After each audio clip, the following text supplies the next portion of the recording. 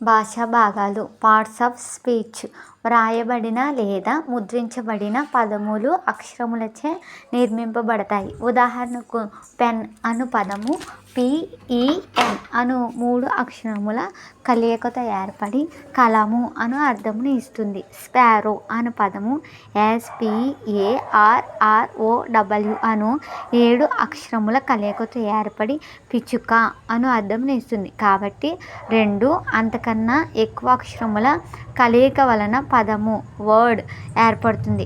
AI అను 2 అక్షరములు విడిగా ఉన్నను పదముల వలె అర్థాన్ని ఇవ్వగలుగున ఏ ఒక I నేను ఈ రెండింటిని ఏకాక్షర పదములు అని పిలవవచ్చును.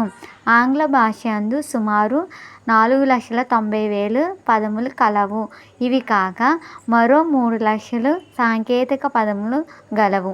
పదములకు వాక్యములో అవి నిర్వర్తించు విధులను బట్టి 8 భాగాలుగా విభజించారు. వీటిని పార్ట్స్ ఆఫ్ స్పీచ్ భాషా పద భాగములు లేదా ఆధునిక పరిభాషలో వర్డ్ క్లాసెస్ పదముల వర్గములు అని పేరు. అందులో 8 ఉంటాయి. అవి ఏంటంటే అవి 1 నౌన్ అంటే నామవాచకము పేర్లను తెలుపుతుంది. ప్రొనౌన్ సర్వనామము. యాడ్జెక్టివ్ వెర్బ్ క్రియ. యాడ్వర్బ్ క్రియా విశేషణము. ప్రిపోజిషన్ విభక్త పదము.